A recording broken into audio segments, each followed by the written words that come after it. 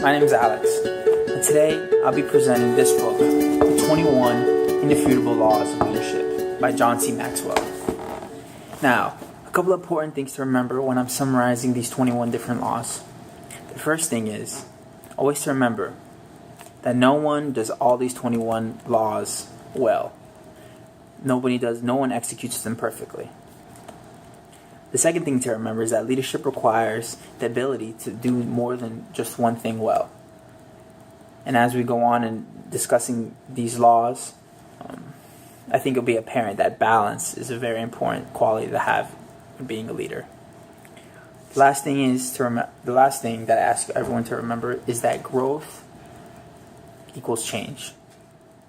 And you cannot grow without having to change some things. With that being said, let's begin. The first law, the law of the lid. Leadership ability determines a person's level of effectiveness. Simple as that. The lower an individual's ability to lead, the lower the lid of his potential. Law 2, the law of influence. The measure of leadership is influence. There's nothing more, nothing less. Leadership is not determined by having a title. Anyone can have a title.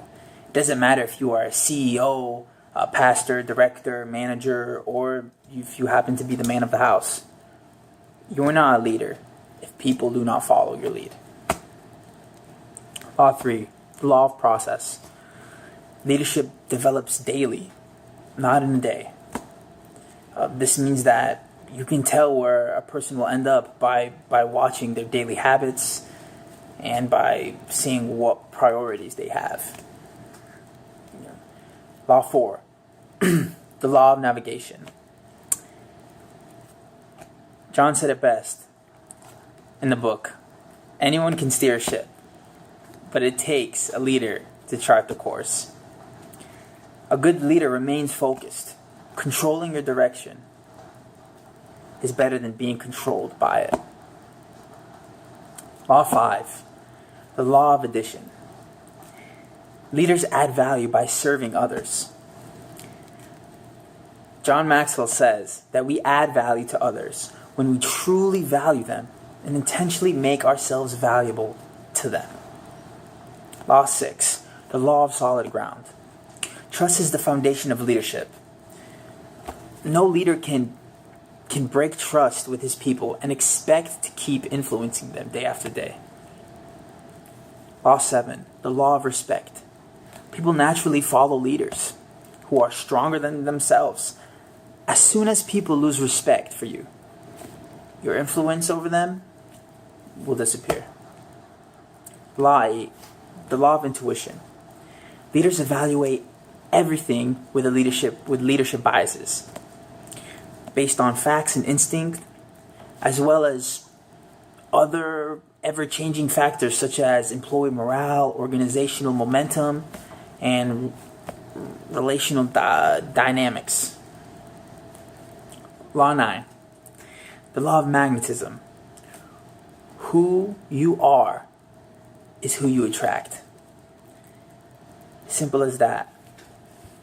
The person who you are, the person who you tend to be, others will see what those qualities that you show. They will realize that, I have similar qualities with this leader. I should be following him because his views are the same as my views. The law of connection. The next law, law 10. Leaders touch a heart before they ask for a hand, as mentioned in the book. Another way to say this is that people will not follow you until they are emotionally bought into the vision that you're casting. The next law, law 11, the law of the inner circle. A leader's potential is determined by those closest to him or her. We have to being leaders, we have to surround ourselves continually with people we admire and we respect. People we want to become like as we grow. Law 12, the law of employment. Only secure leaders give power to others. Insecure leaders, on the other hand, spend their time, being suspicious of those around them, and they do everything they can to undermine people's potential and growth. Law 13, the law of the picture. People do what people see. When the leaders show the way with the right actions, their followers will copy them, and they will succeed. Law 14, the law of buy-in. People buy into the leader, then the vision. People don't at first follow worthy causes. They follow worthy leaders who promote causes that they can believe in. Law 15, the law of victory. Leaders find a way for the team to win, always. Victorious leaders have one thing in common. They share an unwillingness to accept defeat. Law 16, the law of the big MO. Momentum. Momentum is a leader's best friend. Creating momentum requires someone who has vision, who can assemble a good team and motivates others. If the leader is looking for someone to motivate him, then the organization, frankly, is in trouble. Law 17, the law of priorities. Leaders understand that activity is not necessarily accomplishment.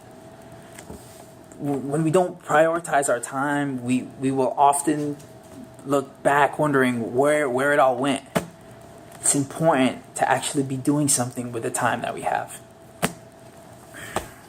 Law 18, the law of sacrifice. A leader must give up or go up. The heart of leadership is putting others ahead of yourself. It's doing what is best for the team, even if you have to sacrifice some things. Law 19, the law of timing. When to lead is as important as what to do and where to go. Law 20, the law of explosive growth. To add growth, lead followers. To multiply, lead leaders. You can grow by leading followers, but if you want to maximize your leadership and help your organization reach its potential, you need to develop leaders. The law of legacy. Law 21. A leader's lasting value is measured by succession, judged by how well the people we invested in carried on after we're gone. I used to think being a leader meant that you had to physically lead, whether it was something, someone, a project, a group of people, or a team. But reading this book, I learned that there's multiple ways that you can lead someone, that you could direct someone, and that's through influence or what kind of impression that you leave behind. Reading through these chapters, there was one that was specifically stood out to me, and that was the last chapter 21, the law of legacy. And I'll just read straight from the book. A leader's lasting value is measured by succession. What will people say at your funeral? The things they say tomorrow depend on how you live today, using the law of legacy.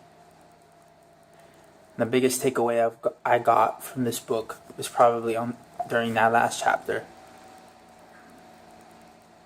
Even when someone could be, any kind of leader, when they're not around, they can still potentially lead. Reading this chapter, I think of my uncle who passed away around 2 years ago. during his funeral, at his funeral, they asked the people who attended if there was anything they wanted to say, and they, a couple of people came up and listening to what they had to say about him.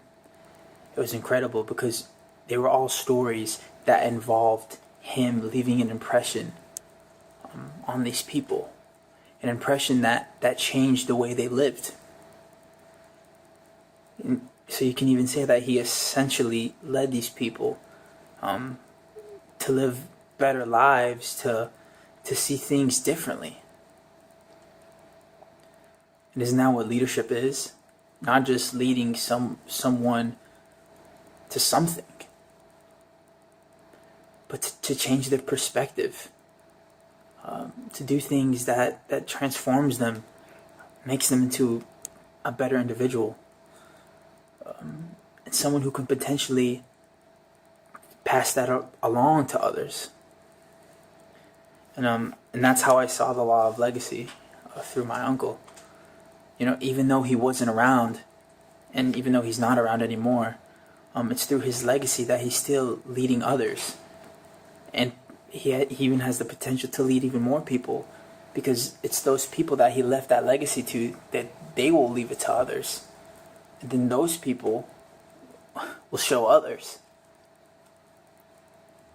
So in a way, he'll always be a leader.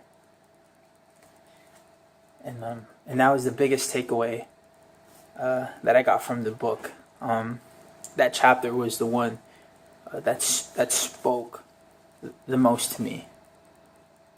And reading this book, it might not be that chapter that speaks to you. It might be another. These laws can be learned, and some are easier to understand and apply than others. But every one of them can be acquired. Another important thing to remember is that the laws can't stand alone. And what that means is each law complements all the others, but you don't necessarily need one in order to learn another.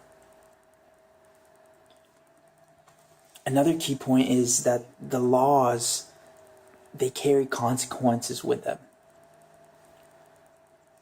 Apply the laws, and people will follow you. But if you violate or if you ignore them, and you will not be able to lead others. And those are the consequences. And the last factor I want everyone to keep in mind is that these laws, these very laws, the 21 laws, are the foundation of leadership. Once you learn the principles, you have to practice them and apply them to your life. And the more you do that, the easier it gets. And before you know it, you'll be practicing them as well as you do breathe. Thank you for listening to my presentation on John C. Maxwell's book on 21 Irrefutable Laws.